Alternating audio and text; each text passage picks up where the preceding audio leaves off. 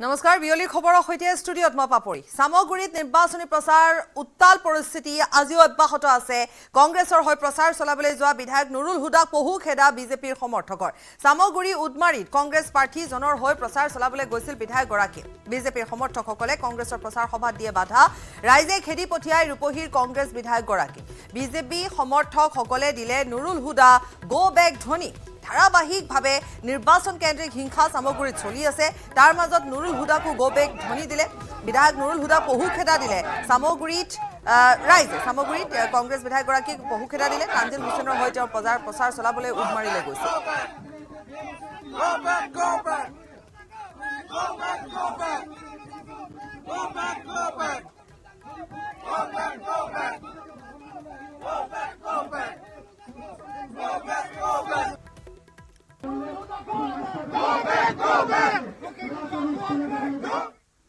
ৰাজ্য তুংগত উঠিছে 5 সমষ্টিৰ উপনিৰ্বাচনৰ প্ৰচাৰ অভিযান নিৰ্বাচনী হিংসাৰ মাজতে সামগুৰিত প্ৰচাৰ অভিযানত নামিছে কেন্দ্ৰীয় মন্ত্ৰী সৰ্বানন্দ সোণোৱাল বিজেপিৰ প্ৰাৰ্থী দীপ্লু ৰঞ্জন শৰ্মাৰ হৈ নিৰ্বাচনী প্ৰচাৰ কেন্দ্ৰীয় মন্ত্ৰীগৰাকীৰ পুষ্পসজ্জিত বাহনত বিশাল ৰেলীৰে দীপ্লু ৰঞ্জন শৰ্মাৰ হৈ প্ৰচাৰ চলাইছে সৰ্বানন্দ সোণোৱালে সামগুৰি আমবাগানৰ পৰা কাৱৈমাৰী আৰু শিঙিমাৰীলৈ কেন্দ্ৰীয় মন্ত্ৰী সৰ্বানন্দ সোণোৱালৰ বৃহৎ ৰেলী আমবাগান আৰু শিঙিমাৰী জিলা পৰিষদত দীপ্লু ৰঞ্জন শৰ্মাৰ হৈ প্ৰচাৰ চলাই কেন্দ্ৰীয় মন্ত্ৰীগৰাকীক সংগ দিছে মন্ত্ৰী কেশৱ মহন্ত ৰণোজ আৰু বিমল বৰাই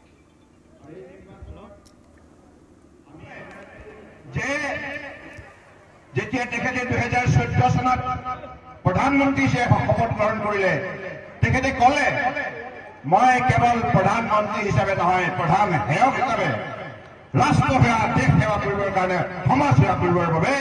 আন্তৰিকতাৰে কাম কৰি যাম আৰু তেখেতে যি কথা কৈছিল তাক আখৰে আখৰে পালন কৰিলে আপোনালোকে আজি চাওকচোন মোদী ডাঙৰীয়াই লোৱা বিভিন্ন নীতি পৰিকল্পনা আৰু আঁচনি প্ৰতিটো নীতিৰ ফলত যিমানবিলাক পৰিকল্পনা যিমানবিলাক আঁচনি ৰূপায়ণ হৈছে এই ৰূপায়ণৰ ফলত সকলো জনসাধাৰণ কাশ্মীৰৰ পৰা কন্যাকুমাৰীলৈকে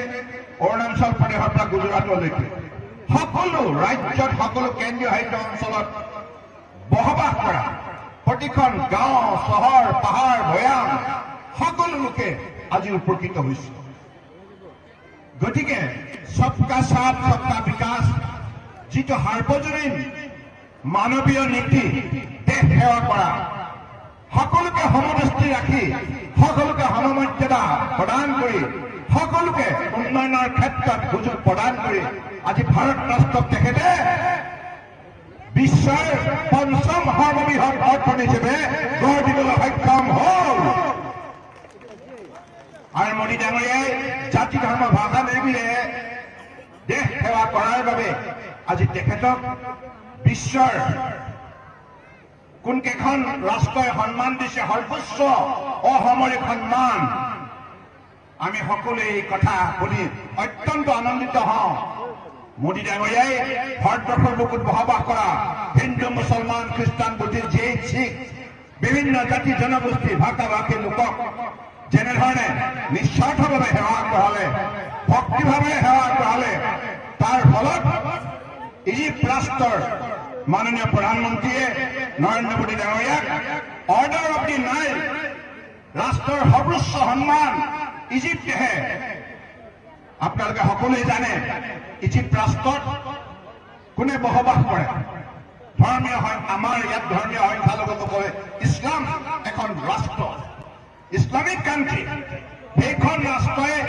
মোদী ডাঙৰীয়াক এইভাবে সন্মান দিলে ৰাষ্ট্ৰৰ সৰ্বোচ্চ সন্মান কাৰণ তেখেতে ভাৰতবৰ্ষত সমন্বয় ধাৰা শক্তিশালী ৰূপত বোৱাবলৈ সক্ষম হ'ল আৰু সকলোকে সন্মান দিলে ন্যায় দিলে সামাজিক মৰ্যাদা প্ৰদান কৰাটো সাধাৰণ কাম নহয় কংগ্ৰেছে 60 বছৰ কাল ৰাজত্ব কৰাৰ পাছতো তেখেতসকলে সামাজিক ন্যায় ছচিয়েল জাষ্টিচ সকলো লোকক দিবৰ বাবে সক্ষম হোৱা নাছিল বৰঞ্চ কংগ্ৰেছৰ দীৰ্ঘদিনীয়া কাৰ্যকালত আপোনালোকে অসমতো দেখিছে আটাইতকৈ বেছি যদি ক্ষতিগ্ৰস্ত কোনোবা হৈছে ধৰ্মীয় সংখ্যালঘু তথ্য সহকাৰে আপোনালোকে গোটেই কথাখিনি অধ্যয়ন কৰিবলৈ লাভ হ'ব ইয়াৰ পাছত মোদী ডাঙৰীয়াক সৰ্বোচ্চ সন্মান কোনে প্ৰদান কৰিলে ইউনাইটেড আৰব এমিৰেটছ আৰব ৰাষ্ট্ৰৰ আটাইতকৈ ডাঙৰ যিটো সন্মান অৰ্ডাৰ অফ জায়েদ সেইখন ৰাষ্ট্ৰৰ সৰ্বোচ্চ সামৰিক সন্মান কাক প্ৰদান কৰিলে আৰব ৰাষ্ট্ৰই ভাৰতবৰ্ষৰ প্ৰধানমন্ত্ৰী নৰেন্দ্ৰ মোদী ডাঙৰীয়াক এই কথা প্ৰতিপূৰ্ণ কৰিছে কাৰণ এই ৰাষ্ট্ৰসমূহ সাধাৰণ ৰাষ্ট্ৰ নহয় শক্তিশালী ৰাষ্ট্ৰ আপোনালোকে সকলোৱে জানে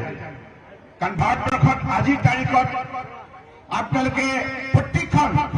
ৰাজ্য চৰকাৰে লোৱা আঁচনি হওক কেন্দ্ৰীয় চৰকাৰে লোৱা আঁচনি হওক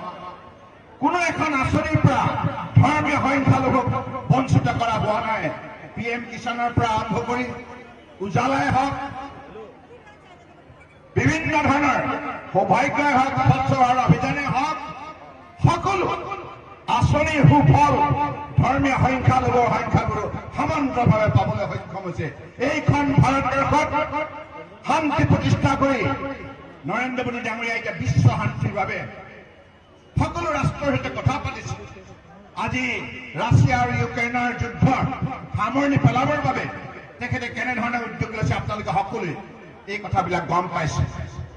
গতিকে আজি নৰেন্দ্ৰ মোদী ডাঙৰীয়াই তেখেতৰ বিশ্বখন নীতিৰ বাবে আজি তেখেতৰ গ্ৰহণযোগ্যতাৰ বাবে ইৰাণৰ দৰে এখন ডাঙৰ ৰাষ্ট্ৰৰ সৈতে আমাৰ ভাল বন্ধুত্ব গঢ় লৈ উঠিছে এই অভাজনক আপোনালোকে যিজনক কথা আজি শুনি আছে এই অভাজনক মোক মাননীয় প্ৰধানমন্ত্ৰী ডাঙৰীয়াই দুবাৰকৈ ইৰাণলৈ যাবলৈ সুযোগ প্ৰদান কৰিছে আৰু বন্ধুত্ব স্থাপন কৰিবৰ বাবে নিৰ্দেশ দিছে এই কথাবিলাক এতিয়া আপোনালোকে চামগুৰি অঞ্চলৰ ৰাইজে গভীৰভাৱে বিশ্লেষণ কৰিব লাগিব আবেগৰ দ্বাৰা নহয় বিবেকৰ দ্বাৰা পৰিচালিত হওক একবিংশ শতিকা আজি চামগুৰি অঞ্চলতো বহুত শিক্ষিত যুৱক যুৱতী আছে আৰু ইয়াৰ সমাজখন অত্যন্ত কৰ্ম উদ্যোগী কঠোৰ পৰিশ্ৰমী মই আহোঁতে ডিপ্ল'ৰা শৰ্মা ডাঙৰীয়াক মই সুধিলো জিতু গোস্বামী ডাঙৰীয়াক কেশৱ মহন্ত ডাঙৰীয়াক ইমান ধুনীয়াকে ধানৰ খেতি কৰিছে মাছৰ খেতি কৰিছে আৰু বিভিন্ন শাক পাচলি খেতি কৰিছে আৰু প্ৰতিটো পৰিয়ালৰ ঘৰৰ চৌহদত তামোল পাণ ইত্যাদি ইত্যাদি ভৰি আছে গতিকে ইমান শস্য শ্যামলা এই চামগুৰি বিধানসভা সমষ্টি ইয়াত থকা ৰাইজ কিমান মানসিকভাৱে সবল কিমান আপোনালোকৰ নিষ্ঠা আছে কৰ্তব্যৰ প্ৰতি গতিকে এইখন সজাগ আৰু সচেতন সমাজৰ ওচৰত মোৰ এটা বিনম্ৰ অনুৰোধ আছে আপোনালোকে সেই পূৰ্বৰ কংগ্ৰেছৰ ভুল ব্যাখ্যাত ভুল আপোনালোকে কেতিয়াও আৱেগিক হৈ আপোনালোকে সিদ্ধান্ত নল'ব কংগ্ৰেছে কেৱল আভুৱা ভাইৰাছ তেখেতসকলে 60 বছৰ কাল আজি আপোনালোকে ৰকিবুল হুছেইন ডাঙৰীয়াকো যদি সুধিব তেখেতক সুধিব আপুনি যে 60 বছৰ কাল আপোনালোকে যে দীৰ্ঘদিন ৰাজত্ব চলালে ভাৰতবৰ্ষত এই অসমত কি হ'ল কিয় পৰিৱৰ্তন কৰিব নোৱাৰিলে আজি যোৱা 10 বছৰে যিমান ৰাস্তা পদূলি দলং অনুষ্ঠান প্ৰতিষ্ঠান চিকিৎসালয় শিক্ষানুষ্ঠান যদি গঢ় লৈ উঠিছে এই চামগুৰি সমষ্টিত কেৱল বিজেপিৰ কাৰ্যকালত এইটো সম্ভৱ হৈছে কাৰণ বিজেপিয়ে মোকো আপোনালোকে মুখ্যমন্ত্ৰী হিচাপে নিৰ্বাচিত কৰিছিলে মোকো আপোনালোকে 5 বছৰ কাল আন্তৰিকতাৰে সহযোগিতা আগবঢ়ালে বৰাক ব্ৰহ্মপুত্ৰ পাহাৰ ভৈয়ামৰ প্ৰত্যেকখন জিলাৰ জনগণে আন্তৰিকতাৰে আপোনালোকে সহযোগিতা আগবঢ়ালে সেই সময়ত মাননীয় প্ৰধানমন্ত্ৰী ডাঙৰীয়াই আমাক নিৰ্দেশ দিলে যে তোমালোকে অসমৰ 126টা সমষ্টিত সমান্তৰালভাৱে সুযোগ প্ৰদান কৰিবা কেতিয়াও বৈষম্য নকৰিবা কেৱল বিজেপি বিধায়ক থকা সমষ্টিত কাম কৰিলে নহ'ব সকলো বিধানসভা কাম কৰিব লাগিব কাৰণ বিধানসভাত সৰ্বসাধাৰণ ৰাইজে জীৱন নিৰ্বাহ কৰে তেখেতসকলৰ মৌলিক সমস্যা সমাধান কৰাটো হৈছে এখন ৰাজ্য চৰকাৰৰ প্ৰধান দায়িত্ব আৰু কৰ্তব্য আৰু সেই দৃষ্টিভংগী আজি মোদী ডাঙৰীয়াই ভাৰতবৰ্ষৰ প্ৰতিখন ৰাজ্যক শক্তিশালী কৰাৰ বাবে নানা ধৰণৰ দৃষ্টান্তমূলক পদক্ষেপ গ্ৰহণ কৰিছে আজি উত্তৰ পূৰ্বাঞ্চল কি অৱস্থাত আছিল অশান্ত অঞ্চল আছিল হিংসা হত্যা লুণ্ঠন সেই ৰাজ্যসমূহক আজি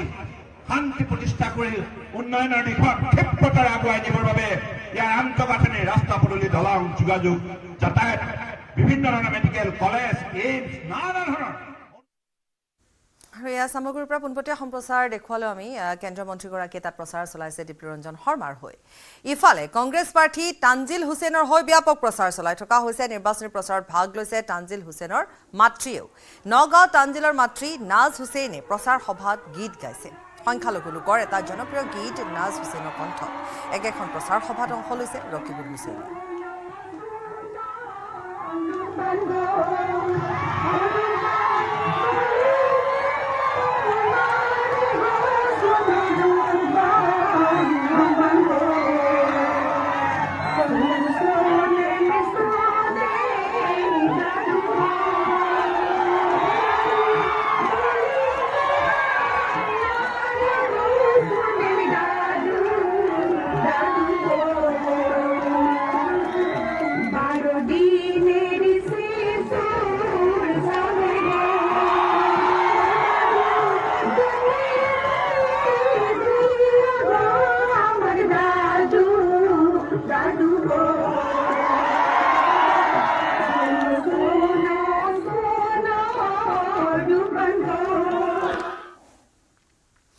পুত্ৰ সন্তানৰ এবছৰীয়া জন্মদিনত মৃত্যু হল মাতৃৰ গুৱাহাটী চিকিৎসা মহাবিদ্যালয়ৰ মাইক্ৰবায়লজি বিভাগৰ ডেমনষ্ট্ৰেটৰ ডক্টৰ অনিন্দিতা পাটোৱাৰীৰ মৃত্যু শনিবাৰে পুৱাৰ ভাগত হেল্থ চিটি হাস্পাতালত দেহাৱসান ঘটে অনিন্দিতা পাটোৱাৰীৰ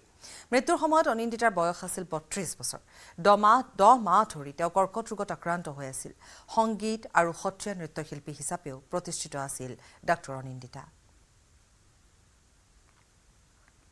মানে তাইৰ এই এনেই হেৰি নাই তাইৰ লাইনটোতো যিহেতু মেডিকেল লাইন সময়ৰ অভাৱ তথাপি তাৰ মাজতে কালচাৰেল লাইনটোৰ কৈছে যে টাইম পালে মই কিবা কিবি কৰিম এইটোত আৰু নিশ্চয় কৰিলেই হয় তাই কাৰণ এতিয়া চাকৰিটো হোৱাৰ পিছত এটা ষ্টেবল হেৰি এটা আহিছিল কিন্তু সেইটো আৰু তাইক হ'ব নিদিলে আৰু তাইৰ আশাটো মানসিকভাৱে তাই আমাক দেখুওৱা নাছিল কিন্তু তাইক দেখুওৱা নাছিল তাই মানে আমি জানো যে তাইতো নিজে যিহেতু ডক্টৰ তাই গম পাইছে তাইৰ কি হেৰি হৈ আছে কি হ'ব কিন্তু তাই আমি ভাগি পৰিম বুলি মানে কৈছিল যে বহুত কৰিব লগা আছে মই মা দেউতাক চাব লাগিব পোহৰক চাব লাগিব এনেকুৱা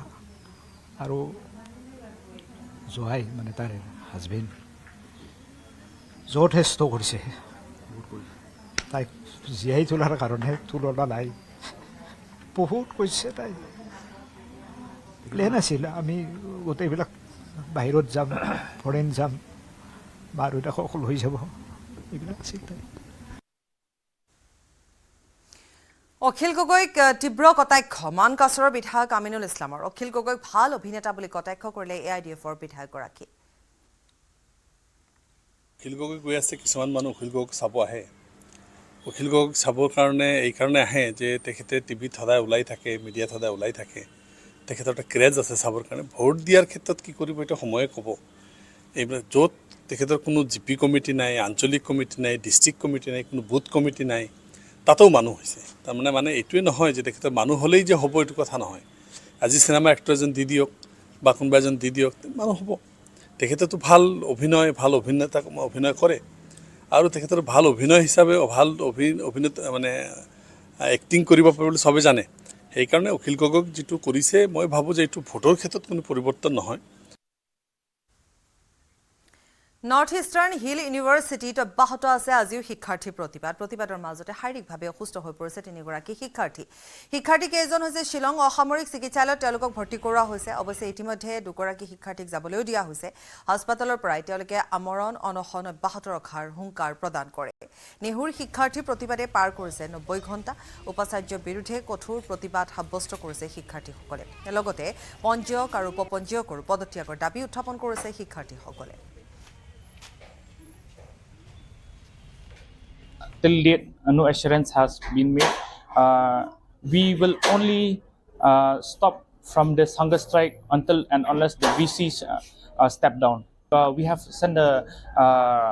letter to the President of India, Governor,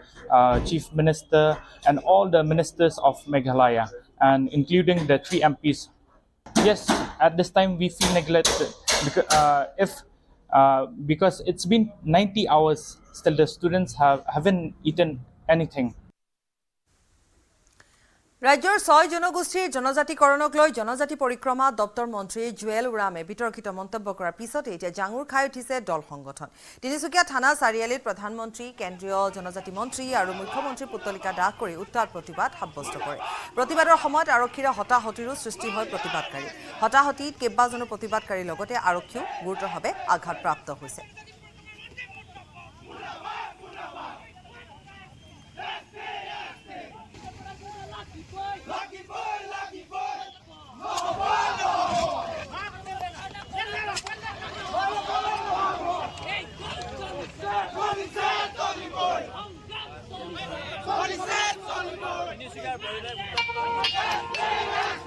আমি এই কথা স্পষ্ট কৰি দিছো, যদি মৰাণ মটৰসকলক জনজাতিকৰণৰ পৰা বঞ্চিত কৰি ৰাখে, অনাগত দিনত সমগ্ৰ অসমখনক আমি অচল কৰি দিয়া হ'ব। অৰ্থনৈতিকভাৱে আমি অচল কৰি দিম আৰু সমগ্ৰ ভাৰতবৰ্ষক এটা কথা স্পষ্ট কৰিছো, অসমৰ থলগিৰি জনজাতিসকলক তেওঁলোকে গুৰুত্ব প্ৰদান নকৰে তেন্তে কিন্তু অনাগত 26 চনৰ আগত তেওঁলোকক চৰকাৰ সম্পূৰ্ণৰূপে ভাঙি দিয়া হ'ব। জনজাতিকৰণ আমাৰ প্ৰাপ্য আৰু আমাৰ অধিকাৰ। মোৱামৰীয়া গণবিপ্লৱৰ সূচনা হ'বলৈ আৰু কিন্তু বেছি পোৱা নাই। অসমৰ এই বেংগৰ ৰাজ্যৰ পৰা আমি সকীয়াই দিছো, যদিহে মোৱামৰীয়া বা গণবিপ্লৱৰ সূচনা কৰিবৰ বাবে তেওঁলোকে চেষ্টা কৰিছে তেতিয়াহ'লে এনেধৰণে হুলা পিছলা মাৰি থাকক, অন্যথা কিন্তু আমাক জনজাতিকৰণ লাগিবই আৰু লাগিবই।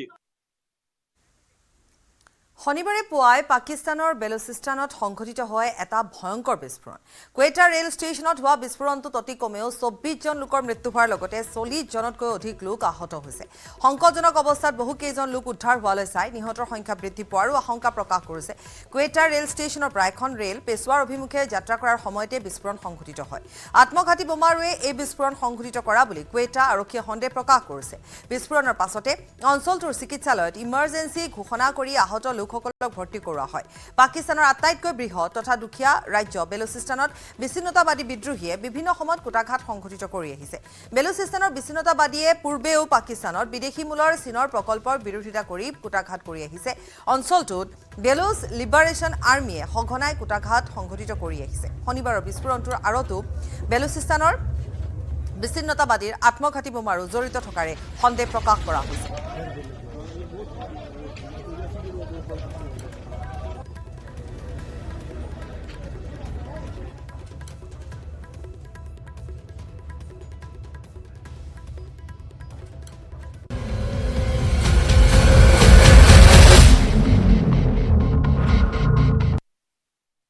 উপনিৰ্বাচনক লৈ ইতিমধ্যে যেহেতু 5টা সমষ্টিতে যেনেধৰণে ব্যাপক তাত প্ৰচাৰ চলি আছে, বিভিন্নজনে বিভিন্ন মন্তব্য কৰিছে ৰাজনীতিবিদসকলে। তাৰ মাজত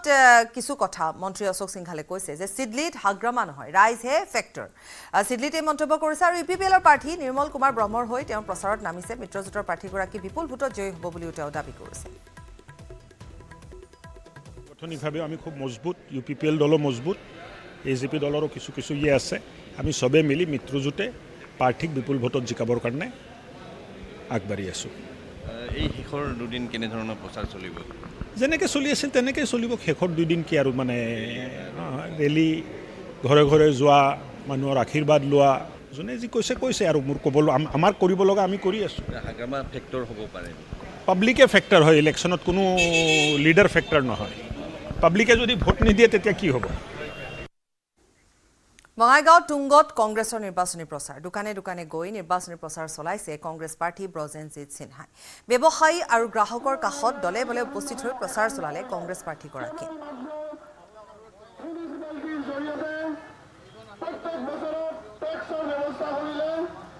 উপানন্দ শৰ্মাৰ প্ৰতিবেদন আগবঢ়াব। নিৰ্বাচনৰ দিন চমু চাপি অহাৰ লগে লগে ৰাজনৈতিক দলসমূহে নিৰ্বাচনী তৎপৰতা বৃদ্ধি কৰিছে আৰু বঙাইগাঁৱত কংগ্ৰেছ প্ৰাৰ্থী ব্ৰজেনজিৎ সিনহাই দোকানে দোকানে গৈ প্ৰচাৰ চলোৱা পৰিলক্ষিত হৈছে। এই মুহূৰ্তত মই সেই দৃশ্য দেখুৱাইছোঁ আৰু নিৰ্বাচনী প্ৰচাৰ কৰিছে ব্ৰজেনজিৎ সিংহ অৱসৰপ্ৰাপ্ত IPS বিষয়া এই মুহূৰ্তত ব্যৱসায়ীসকলৰ কাষ চাপিছে আৰু কাষ চাপি তেওঁলোকে ভোট প্ৰাৰ্থনা কৰা পৰিলক্ষিত হৈছে আৰু আজিৰ দিনটোত দেখা গৈছে দোকানে দোকানে এইদৰে তেওঁলোকে প্ৰচাৰ কাৰ্য চলাইছে মই প্ৰাৰ্থীজনৰ কাষত যাব চেষ্টা কৰিম দাদা কি ক'ব আজিৰ দিনটোত আপোনালোকে দোকানে দোকানে গৈ প্ৰচাৰ চলাইছে আমি মানে এটা পদযাত্ৰা কৰি আছোঁ আমি আমাৰ শ্বহীদ বেদীৰ পৰা আমি কৰিছোঁ আমাৰ অসম আন্দোলনৰ শ্বহীদসকলৰ প্ৰতি শ্ৰদ্ধা জনাই তেখেতসকলে যিহৰ কাৰণে ত্যাগ স্বীকাৰ কৰিলে সেইখিনি যাতে আমি ঘূৰাই বঙাইগাঁৱতো আমি সম্ভৱ কৰিব পাৰোঁ তাৰ কাৰণে আমি শ্বহীদ বেদীৰ পৰা আমি এনেকৈ গৈ আছোঁ পথাচাৰী দোকান ব্যৱসায়ী যাক য'ত তেনেকৈ লগ পাইছোঁ আমি এপিল দিছোঁ যে এইবাৰ পৰিৱৰ্তনৰ কথা ভাবক ৰাইজে 38 বছৰ হ'ল বহু দীঘলীয়া সময় একে ঠাইতে ৰৈ থকা নিচিনা হ'ল এইবাৰ আমি পৰিৱৰ্তনৰ কথা ভাবি উন্নয়নটো যাতে অধিক ক্ষিপ্ৰ কৰিব পৰা যায় অধিক গতিশীল কৰিব দিব পৰা যায় তাৰ কাৰণে ৰাইজক আহ্বান জনাইছোঁ আৰু ৰাইজৰ অভূতপূৰ্ব সঁহাৰি পাইছোঁ আমি বহুত ভাল সঁহাৰি যিমান মানুহৰ ওচৰত গৈছোঁ লগ পাইছোঁ তেওঁলোকে মানে খুব হিয়া উজুৱাৰি আমাক আশীৰ্বাদ দিছে কি ক'ব কেনেধৰণৰ প্ৰচাৰ চলিছে ফণীভূষণ চৌধুৰীয়ে জাতীয়তাবাদৰ নামত এটা আভুৱা ভৰা এটা বেণ্টৰ আনিব খুজিছিল যে ব্ৰজেনজিৎ সিংহই আছুৰ শ্বহীদক সন্মান নকৰি পতাকা লগাইছে এই ধৰণৰ অলপ কাম আৰম্ভ কৰিছিল তেখেতে কিন্তু মানুহে এতিয়া বুজি পাইছে ব্ৰজেনজিৎ সিংহই হ'ল অসমৰ জাতীয় জীৱনৰ আছুৰ এই পতাকাখন উচ্চ পৰ্যায়ত লৈ যোৱা এজন ব্যক্তি গতিকে ফণীভূষণ চৌধুৰীৰ ভৰিৰ তলৰ মাটি নোহোৱা হৈছে তেখেতে ভয় খাইছে সেইকাৰণে ব্ৰজেনজিৎ সিংহৰ জনপ্ৰিয়তাত শংকিত হৈ প্ৰলাপ বকিছে আমি বঙাইগাঁৱৰ ৰাইজৰ যুৱক মহিলা জ্যেষ্ঠজনৰ পৰা যি ধৰণে মৰম পাইছোঁ আমি নিশ্চিত ব্ৰজেনজিৎ সিংহ ডাঙৰীয়া 50,000ৰ ডিফাৰেঞ্চত এইবাৰ বঙাইগাঁৱত MLA হৈ আছে এয়া আছিল কংগ্ৰেছ প্ৰাৰ্থী ব্ৰজেনজিৎ সিংহা আৰু তেওঁ আজিৰ দিনটোত প্ৰত্যেকজন চহৰবাসীৰ কাষত ব্যৱসায়ী প্ৰতিষ্ঠান আদিত গৈ তেওঁ ভোট প্ৰাৰ্থনা কৰিছে আৰু এইদৰে তেওঁ বিভিন্ন স্থানত গৈছে আৰু গৈ সাধাৰণ লোকসকলৰ পৰা তেওঁ ভোট প্ৰাৰ্থনা জনাইছে আৰু এইদৰে তেওঁ আজিৰ দিনটোত চহৰখনৰ বিভিন্ন ব্যৱসায়িক প্ৰতিষ্ঠানত ব্যস্ত থকা পৰিলক্ষিত হৈছে তেওঁ আজি বৰপাৰা শ্বহীদ বেদীত শ্ৰদ্ধাঞ্জলি জনাই আজিৰ নিৰ্বাচনী প্ৰচাৰ কাৰ্য আৰম্ভ কৰে আৰু তেওঁ দাবী যে তেওঁ এইবাৰ জয়লাভ কৰিব আৰু বিপুল সংখ্যক ভোটত জয়লাভ কৰি অগপৰ যি দুৰ্গ বঙাইগাঁও তেওঁ খহাবলৈ সক্ষম হ'ব বুলি জানিব দিছে ডিমৰীয়াৰ টোপাতলিত সংঘটিত দুৰ্ঘটনাত আহত হৈছে ইছৰোৰ বিজ্ঞানী ডিমৰীয়াৰ টোপাতলিৰ ৰাষ্ট্ৰীয় ঘাইপথত ভয়াৱহ পথ দুৰ্ঘটনাত পতিত হয় এখন পৰ্যটকৰ বাহন কাজিৰঙাৰ পৰা গুৱাহাটীলৈ আহি থকা অৱস্থাত ৰাষ্ট্ৰীয় ঘাইপথত এটা গৰুক বচাবলৈ গৈ ডিভাইডাৰত খুন্দা মাৰে ট্ৰেভেলাৰ বাহনখনে এই দুৰ্ঘটনাত কেইবাগৰাকীও পৰ্যটক আহত হৈছে আহতসকলৰ ভিতৰত ইছৰোৰ এগৰাকী বিজ্ঞানী আছে পৰিয়ালসহ কাজিৰঙা দৰ্শনৰ বাবে আহিছিল বিজ্ঞানীগৰাকী বাহনখনৰ পৰা 8 গৰাকী পুৰুষ আৰু মহিলাক উদ্ধাৰ কৰি চিকিৎসালয়ত ভৰ্তি কৰোৱা হৈছে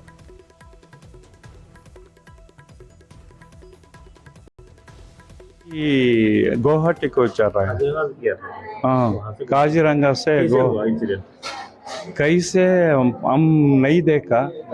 मैं डाटा देखा अब हाईवे में एक गाय आए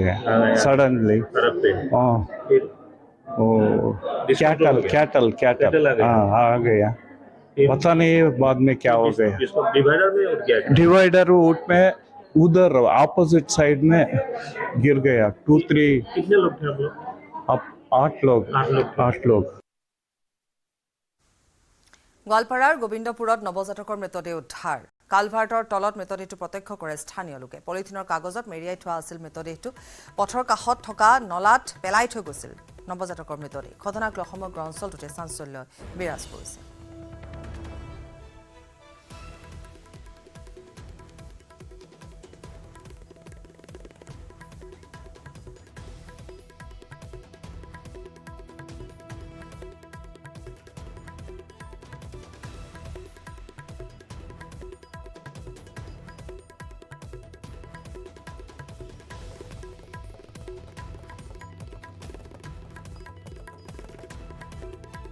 Coming up, presented by